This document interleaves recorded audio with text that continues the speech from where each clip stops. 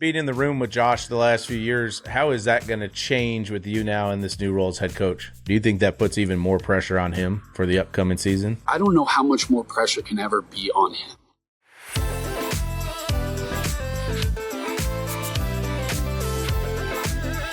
All right, welcome to a special edition of Fitz and Wit. We are back with a great guest today. I'm Fitz, that's Wit, and this is the Wave Original. Subscribe on YouTube or wherever you get your podcasts, and don't forget, give us those 5 stars. Follow us on social media at Fitz and Wit. That's Fitz A&D Wit. New episodes every week. This episode is presented by Robinhood Prediction Markets. Wit, we got a special one today. Go ahead, throw the introduction out there. I'm excited. This one's easy, Fitz. Our guest today was the passing game coordinator for the 2019 LSU National Championship team. Go Tigers. A Broyles Award winner, former offensive coordinator for the Carolina Panthers, former offensive coordinator and new head coach of the Buffalo Bills. Give a big Fitz and Wit welcome to Joe Brady, baby. Hey! We're going to the Super Bowl! Joe Brady. What's up, dude? man? What's going on, my guys? The most popular man in Western New York, which is hard to do with Josh Allen being there as well. But it seems to us like you won the press conference yesterday, which is not important to you, I know. But I got one question and a bone to pick with you because I call bullshit. Okay. Oh, You boy, here we said, I can't wait for Josh to throw a pick in practice and for you to celebrate with the defense. Yeah, you're calling bullshit on that one? I'm just saying, I've played for a lot of offensive coaches. That's called BS. That's going to piss me off. But I regret that. I'm not going to lie. But I do want to celebrate. But I don't know how to think about, I want to celebrate with the defense. Yep. And the only way I can celebrate with the defense is if James Cook fumbles or Josh throws a pick. And so I got to sort through that. But as soon as I said, I was like, I'm going to be pissed off. So hey. it's gonna be one of those where I'm celebrating, then I'm coming back, and it's like, yo, what are we doing? I loved you saying that, Joe. I'll take it back. I loved you saying that because when I was with Sean, as the early coach comes in 17 and 18, he would do that where it's like as an offense, you're like, hey man, you're with us, you're calling the plays, you're in the meeting with us, but we'd go to these third down drills, right? Where it's 3rd and 10, 3rd and forever, and he's changing the down and distance. And the days he's mad at us, it's 3rd and 14 every down, and he's just screaming at us. And we're like, dude, what? You're putting us in a terrible position, but you're just doing this because you're trying to inspire the defense a little bit. You're getting their energy up. And I know it as the vet, but everybody's riding the emotions, right? No. It's to what you're talking about. It's you're really just trying to challenge both sides and want both sides to have a belief and an energy, right? That's everything. I want everybody to know, I'm not the offensive coordinator. And look, the first thing I did when I got named head coach is I started calling the defensive guys. I'm in it with them now, and I think that is so important. And look, you just helped me right there. If depending on how I do the schedule, third and long day, I'm going to be a defensive coach. I can't wait for that. Are we going to get a first down? As an offense, we don't want to be in this. So you know what? You guys are going to suck at it. That's what we're going to do this day, right? You're helping me out already, man. Absolutely. Get the pass set for 10 straight plays. Oh, the worst. I know this is all fresh, but what is being in the room with Josh the last few years, how is that going to change with you now in this new role as head coach? Yeah, look, I'm not going to probably be with him as much, but every decision that we make is with him in mind, or he's going to be involved in it. Look, when I was in New Orleans, Coach Payton didn't make a decision without Drew Brees' thoughts. And look, they were together for so long that they got to know that. But I think Josh needs to understand, and there's a lot of ownership in that. Hey, if I'm coming to you with this, and I'm asking you if you have a great pulse of the locker room, what do you think this needs to look like? And I think that's another evolution to him as a leader and growing and getting the feel of that. But look, I'm still going to be calling plays, so it's important. He needs to know the why and my thoughts, and I need to know how he's feeling about things and him understanding when I'm calling, what I'm calling.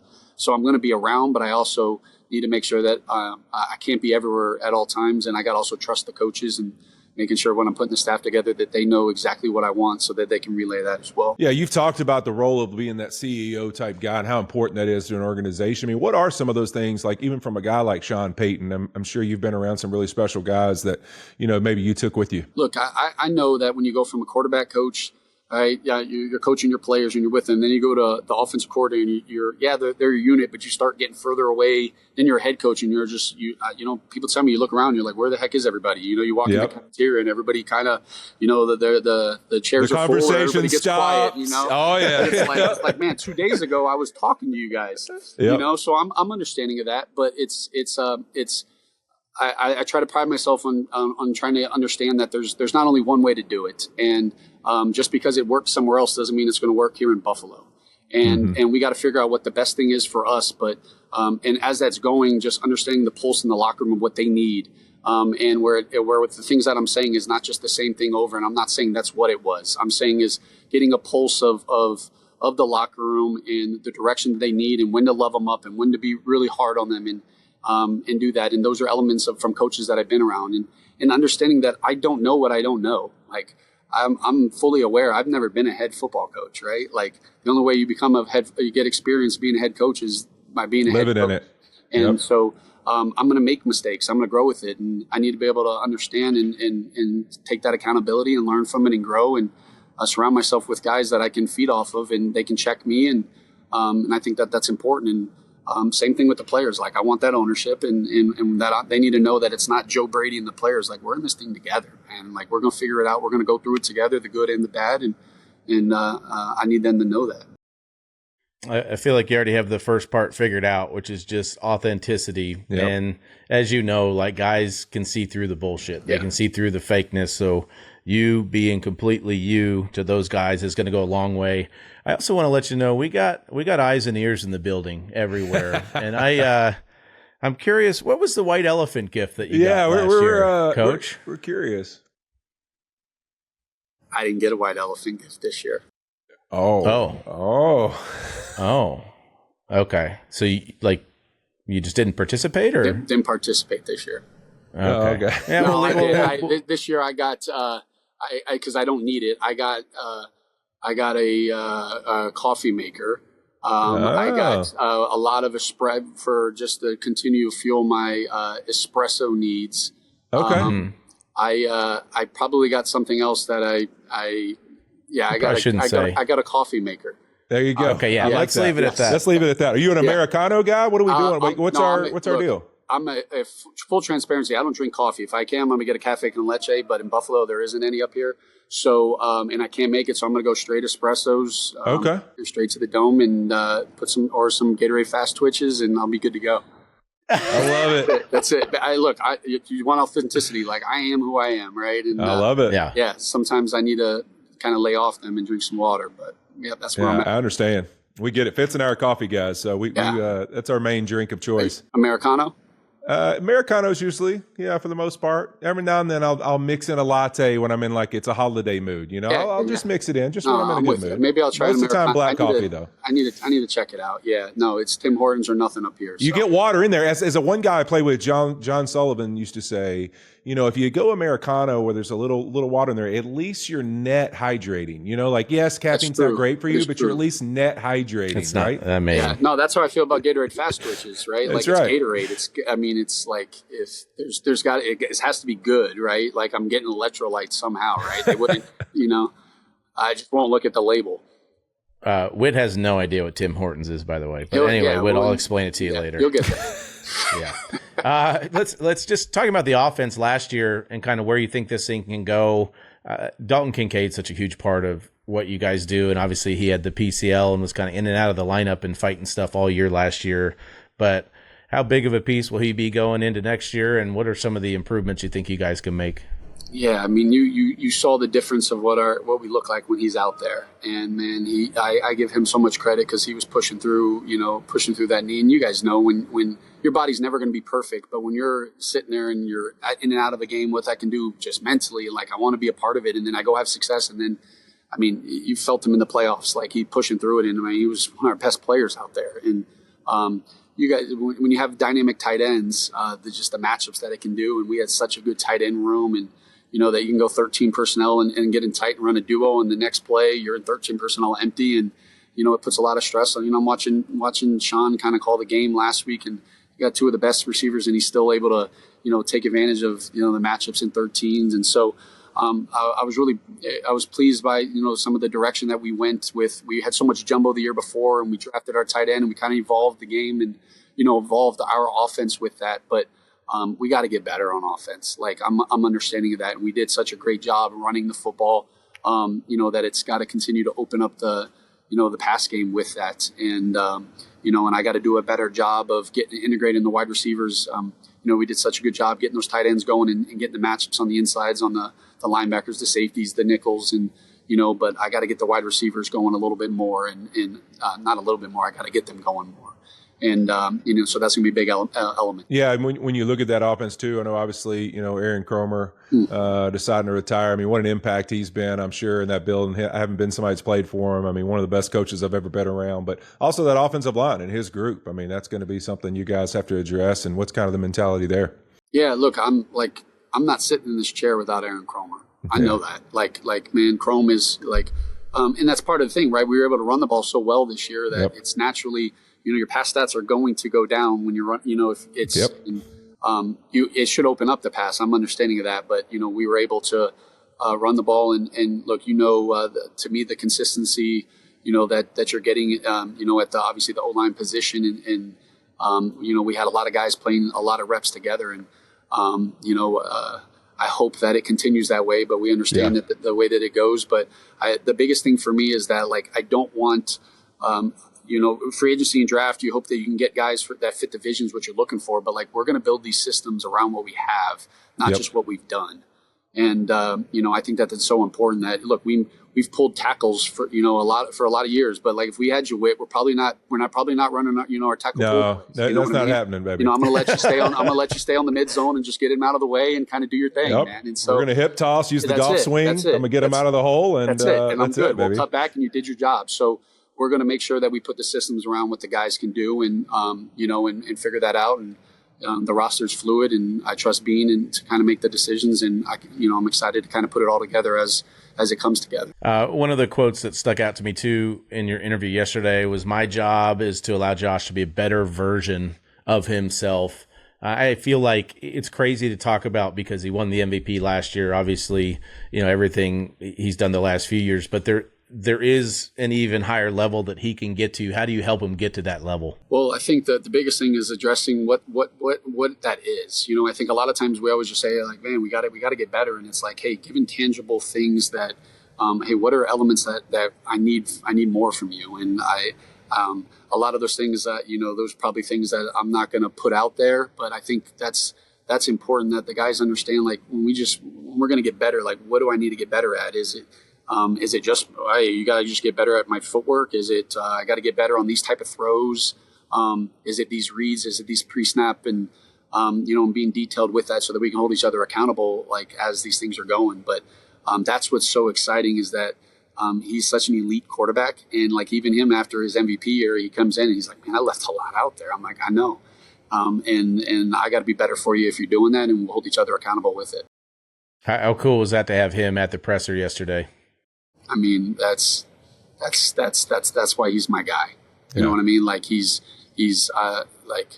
I wanted this job and more than anything. And I remember in the interview, being able to look him in the eye and let him know that I want to be his head coach and do this with him and do everything I can so that he can get what he deserves. Do you think that this decision being made and him obviously having a hand in it and you guys kind of being in tandem, do you think that puts even more pressure on him for the upcoming season? I don't know how much more pressure can ever be on him. Yeah, exactly. Seriously.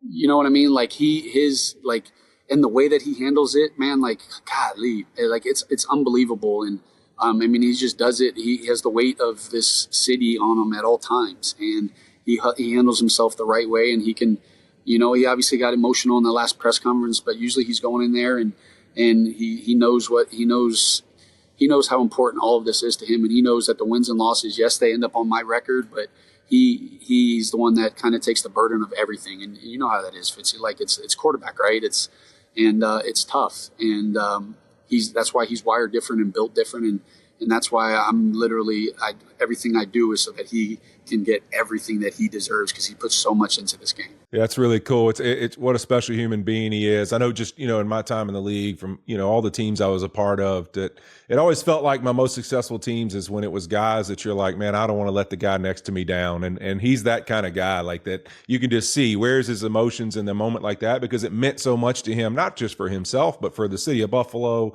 and for his teammates that he wanted to go do something with. I think that's what makes him so unique and special, the human being he is. What if sports were traded like markets? Now you can put your sports IQ to work in real time with Robinhood prediction markets. It's not you against the house. It's you participating in a live market. You can buy or sell your positions live all game long. Use your sports knowledge in the moments that matter. Robinhood prediction markets changes the game. It's people moving the action. So when momentum shifts, you can move with it. I always knew the game, but never had a dynamic way to apply that knowledge. Now I can actually take part live in a market powered by people. Yeah, you're no longer just a spectator. Play by play, you decide. Trade every play with Robinhood. Now available across the U.S., download the Robinhood app now to begin. Futures and cleared swaps trading involves significant risk and is not appropriate for everyone. Event contracts are offered by Robinhood Derivatives, LLC, a registered futures commission merchant and swap firm. But like when you look at it and you sit there and say, hey, listen, it's my team now. I'm in this seat. I've obviously had a chance to be around, a great head coach in Sean McDermott. And now I'm a part of this in the sense that it's mine and this is my identity. What do you want the city of Buffalo to know, is important to you as you take over as the head coach of the Buffalo Bills? It's funny. You kind of just talk about that is the thing that's important to me is the connection. Like, I truly believe, like I talked about it yesterday, I talked about connection and love. And it's two things that people don't talk about in this game. You guys are the alphas, right? And it's the hardest thing you do. But when you look at the man next to you, like we're going to be playing in Buffalo, we're going to be playing in this new stadium and it's going to be snowing. And it's the last drive and we got an opportunity to go down to go to the Super Bowl. And you're going to look to the man next to you and know that he cares more about your success than his own. We're going to be good. And you got to be intentional about that. You don't just pick up where you left off, right? In the off season, I got to do a great job of making sure the guys are doing stuff together and bonding. And that's what's so great about Buffalo is this is kind of what you do here in Buffalo, but that intentionality, that connection, like connected teams win. And I think that's so important. And when you love one another, you're going to willing to do whatever it takes. And when you got a quarterback that is jumping over people and I'm holding my breath and hoping he gets up and doing that stuff and I can't stand it and I love him for it, but how can the rest of the team not feel the same way? And so that's what I want the city of Buffalo to know is just like the city of Buffalo, like how close they are, the love, the connection, like that's what I want our football team to be a part of. That's not going to say we're going to be a soft football team that has nothing to do with that. We're going to try to make it a game that they don't want to play, but we're going to love one another and have a lot of fun doing it. Yeah, I love the pictures of you and your family yesterday too. So when I went to Buffalo, it was 2009.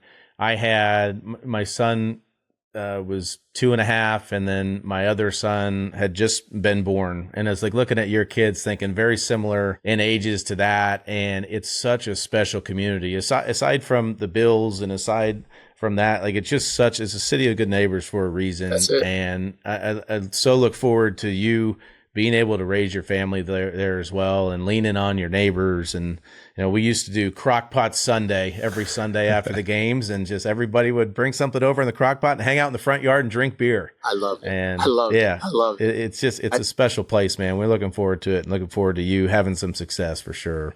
I appreciate that. Yeah, no, that's this, like I said, man, both of my kids being born in Buffalo for the rest of their life. Look, I know this profession. I hope I'm here. I hope I'm here forever, right? But there's going to come a time and that my kids are going to be living somewhere else and they're going to be proud to be able to say I'm from Buffalo, New York. That is awesome. They let me deliver my fourth child, Maisie, in the hospital. They're like, hey, do you want to go ahead and I was like, yeah. Do I need to put gloves on? No, you're fine. Optional. I did it. Same thing. Unfortunately, I wasn't there for my second baby while I was calling mid zone and duo.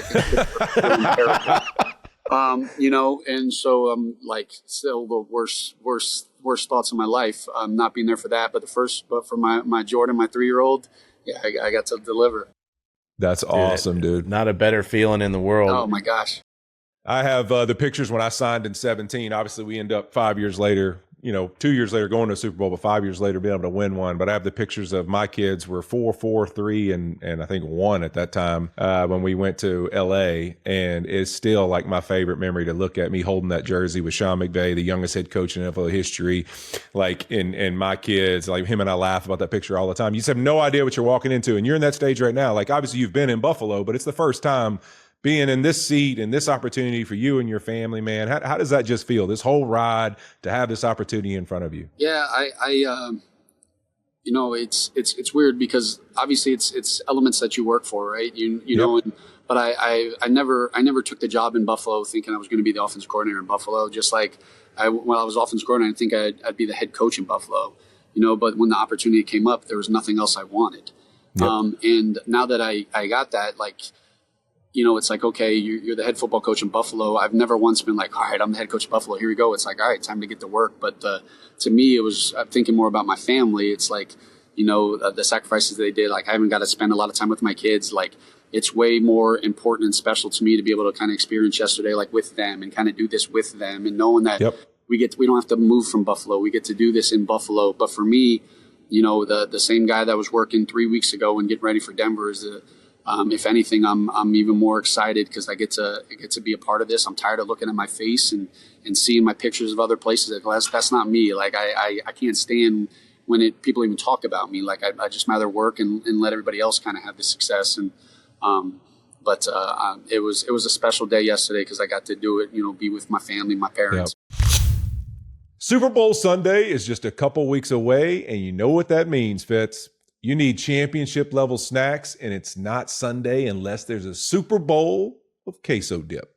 Melissa Whitworth knows all too well nothing brings everyone together like good football and her queso dip. All you need are 2 ingredients to make a best-in-class, warm, creamy, delicious queso. Velveeta brings the creamy cheesiness, and Rotel is a blend of diced tomato and green chili that will bring the bold to your food. It's a crowd-pleasing recipe that everyone craves. To find your easy, delicious queso recipe, visit Rotel.com. That's ROTEL.com.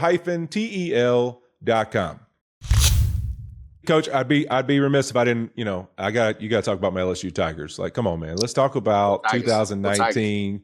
Come on, baby. Like, what a year. I don't know, Ed Orgeron, maybe just the energy, but, I don't know what you learned from him, but, what a passionate, like what an insane guy he is, dude. Just his passion for football, but being around that group of guys offensively you guys had, what a special year that had to be. I say it all the time with Coach Orgeron, like, people understand, like, the head football coach at LSU is looking for someone to run an offense and call plays, and he goes to get the coaching assistant in the NFL, a guy that literally does not like I did nothing. You know what I mean? Like, I just sat there and watched Drew Brees take notes and watched him do things. I saw Sean Payton kind of go through it, but like, there's no way in hell I'd hire that. Right now, like I wouldn't have the trust my whole organization into that, and for him to do that, I didn't want to let him down. And I was so grateful for it. And he was the same person from the day that I first met him, the day that I interviewed with him, and until he was holding, what he deserved. And I'm so grateful for that. Don't get me wrong. I could have closed my eyes and called those plays, right? It's like one of those things. You're like, it actually might be better if they're not good NFL players. I'm actually, maybe I was a better coach, but right. Just so happens, it's the 3 highest paid players in like NFL history. So really good coaching there. But yeah, it was special. Baton Rouge is special to me. LSU is special to me, and so grateful for that experience. I don't know now that you're a head coach, if you've got to move. I know you can't be in Josh Allen's zip code because he has the whole zip code with his palace there. But there is a house that I'm looking at. Yeah, me and Fitz are trying to buy it. So when you pull in to go to the practice facility on the right, it says hashtag Bills Mafia on it. Uh-huh. Yeah. So I heard that's for sale. Dude, I don't know if you want to go halvesies on it but I'm thinking looking about into it. It's listed at $699 right now. I think it's a little high, but is it? Well, you're right. You're right. Is it? It's a great question. Is it? It's a great question. If it is, I'm going to make sure I put mine on the market too, baby. I can move a little bit out here. How excited are you to go to the new stadium? Oh, I can't wait, man. It was honestly, I was, as this thing has been being built, man, I was just hoping I got to be a part of it. Like I never wanted to tour it or check it out because, I didn't want to, and I was just sure as hell hoping I wasn't going to check out the visitors locker room before I checked out the home locker room. And so, I can't wait. It'll, I mean, you guys see it as you come in here. I mean, it's unbelievable. And I'm fortunate to get to be a part of it. Joe, obviously there was options out there, and a part of this process, right, is that relationship with the GM and not just the GM, but the people who are going to be over everything as you're looking into organizations you're going to be a part of. Like Fitz and I obviously have had the opportunity to have Brandon Beane on here and have gotten to know him over the years, and we have a lot of similar connections to some guys to the league. But like, how important was it to you to have that lockstep like connection with, hey, in the building, I want to build, if I'm gonna be the head coach and I'm gonna be in charge of this thing, like the vision I have for our football team and the kind of guys we want to play on it? Everything. Like and maybe it's probably why I haven't gotten a job prior, but I always tell people, like, I don't want to just be a head coach. Like, it's not like, I just want to be a head coach. I wanted to be a head coach with the right people and the right vision. And like, you go on these interviews and they're interviewing you, but you're also trying to get a feel of them. Like, what's this compatibility look like? Or am I really going to be able to work with this guy? Is this organization that's really going to have the resources? And, and you try to take advantage and look and look at all that. And the fortunate thing here is, I've had an opportunity to work with Beane, right? And I know, I know his communication style and how open he is, and knowing that he's all ears. And when he needs to make a decision, he makes a decision, but he wants the collaborative approach. And even as offensive coordinator, like, that door was open. And so, we're we're in this thing together. And that doesn't mean we're not going to disagree on things, but, we're gonna go into a room. We're gonna talk things out, and when that door opens, it wasn't my decision, his decision, it's our decision, and we're not looking back. And you guys still have the contract to go to Rochester for training camp? Is that right? I sure hope so. But yeah, enjoy going up there? Absolutely. I love. Don't get me wrong. I like being around my family, but look, to me, it's still about the people, right, and the players. Yep. And if the players can be around each other, like I loved going up and seeing the guys playing Catan and playing cards, and they're doing stuff together. And like, that connection, that stuff, like, that's training camp. Like, it's no different than when we were in high school and college and doing that. Just because we're NFL football players don't mean that if we're just leaving training camp and going home, man, you're not spending the time with the guys. Yeah, Georgetown, Kentucky, baby. That's where Fitz and I used to go in Cincinnati. We went down to Georgetown, Kentucky. I'll never forget, though. You want to talk a real humbling back then, all right? I mean, Mike Brown's obviously one of the more unique owners in the NFL still to this day.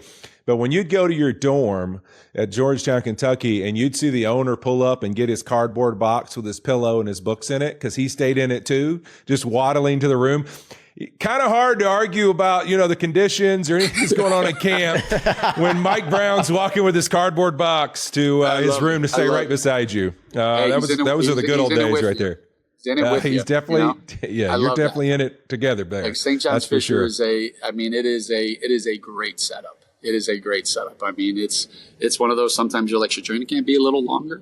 But no, it's the people are great out there. The turkey burgers are great, and it's a great setup for us. Love it. Well, we know you're a busy man. We appreciate you taking the time and talking to us today. We're rooting for you, man. If there's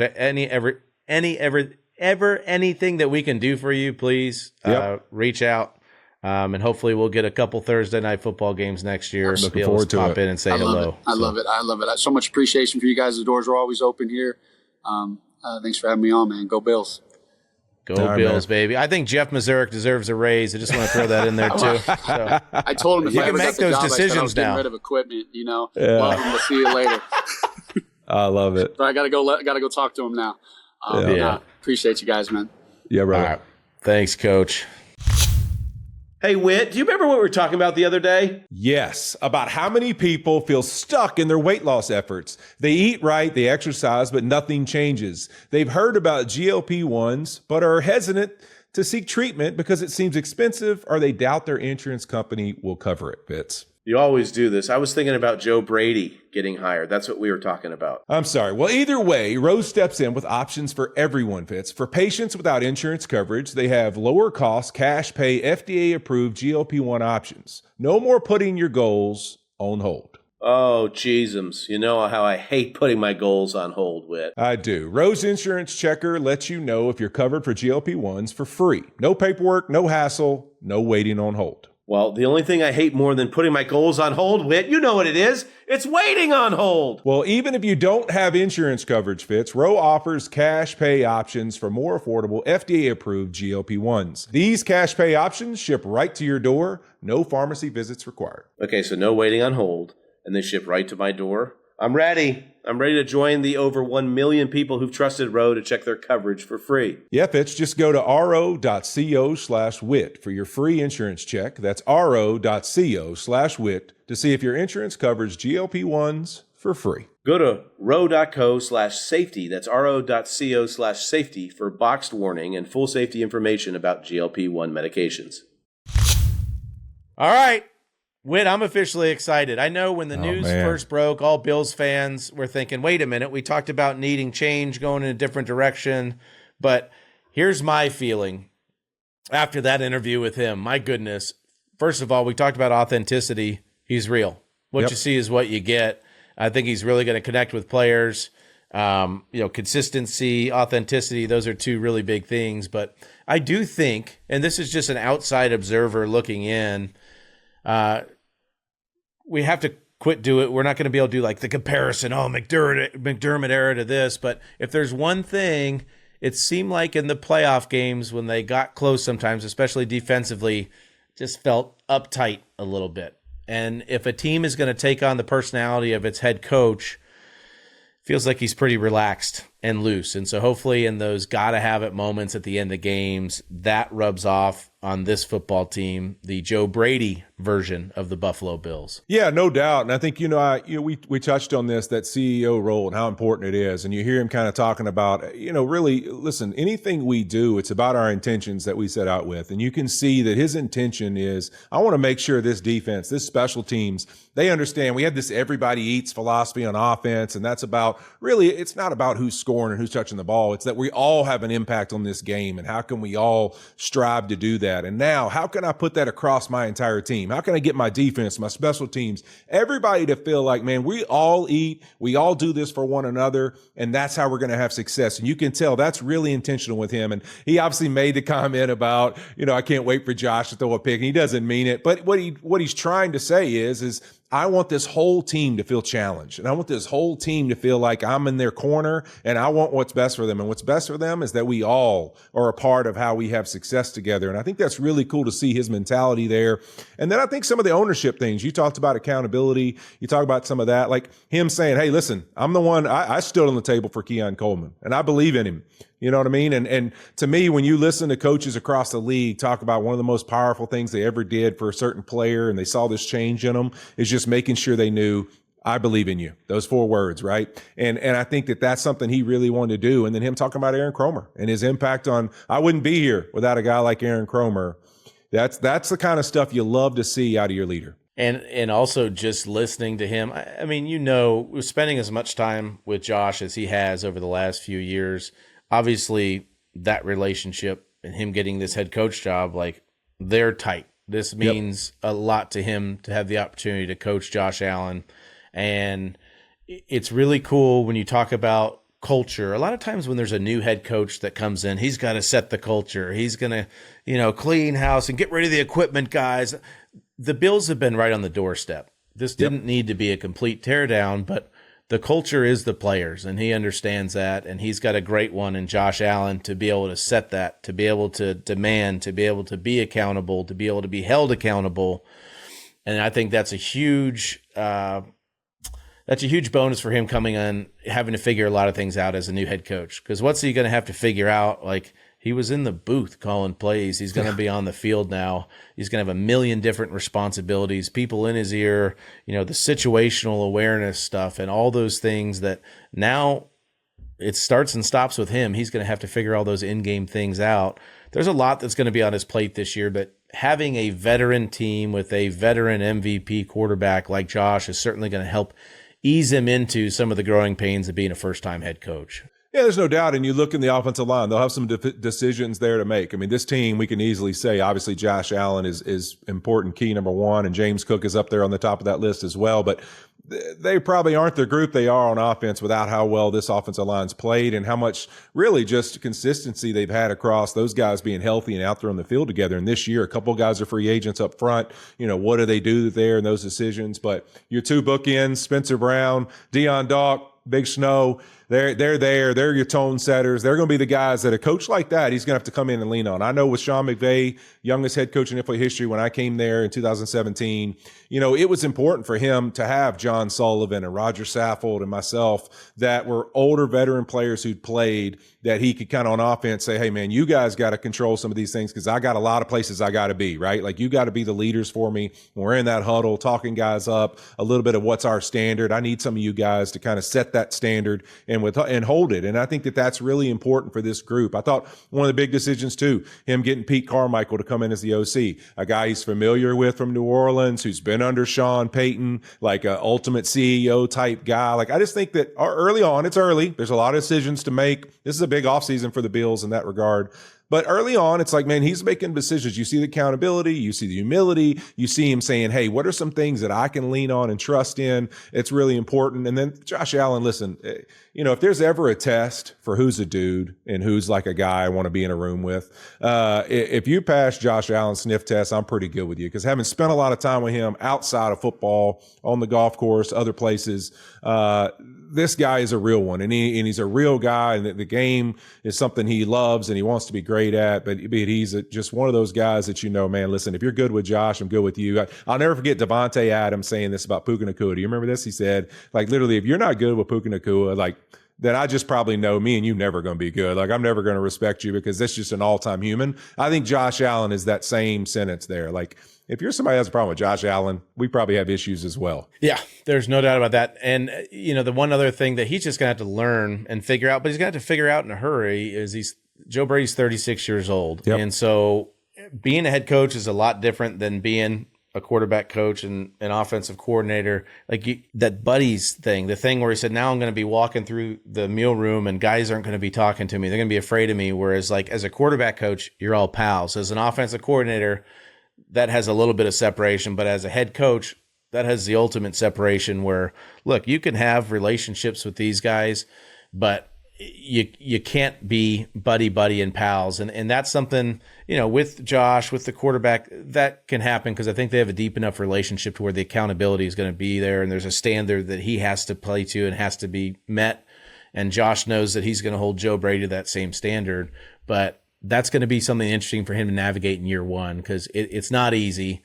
And being a first-year head coach, he's going to figure it out. Yeah, Fitz, I think what's interesting on that, and I'll share this, I can't wait to have a chance, I love to reach out and stuff, but I can't wait to reach out to Joe Brady and just share some of my story from that, because one of the unique things, in my relationship with Sean, and that he's young, and I think this will be important for Josh, really, probably it's better for me to reach to Josh about, it was really important to me because we had become so close so fast that my teammates in the building didn't feel that as much as, like, we knew the reality of who we were outside of the building and our relationship, and we're really tight, our families, everything else. But in the building, I wanted people to make sure that's my head coach. And like, he is in charge and he's in rule. Like, I'm listening to him and I'm following his lead. And it always was funny because we'd get away from the building and Sean would be like, what do you mean we don't talk? I'm like, dude, I don't talk to you ever in the building. And he'd be like, it wouldn't even like register to him that we don't talk in the building. But it was really intentional by me that I wanted to make sure everyone saw Sean McVay as our leader. You know what I mean? Regardless of how you look up to me as a captain and an older player. And I think that'll be important for Josh and those older guys that have been with Joe, especially the offensive guys. Hey, man, I'm just here to follow your lead. Like, it doesn't matter that we used to have this relationship as QB coach or an OC. Like, we're here. You're our leader. You're the one in control. We're going to set the tone that everyone's following you, and we'll be your standard holders as we walk along this journey. All right, there's your special episode. That's it for us. We'll be back next week when Matt Hasselbeck joins the show. Big thank you to Joe Brady for joining us. Fitz and Wit is a Wave original. Thanks to our production crew, and thanks again to all you beardos for tuning in. We will see you next week. Peace! Peace!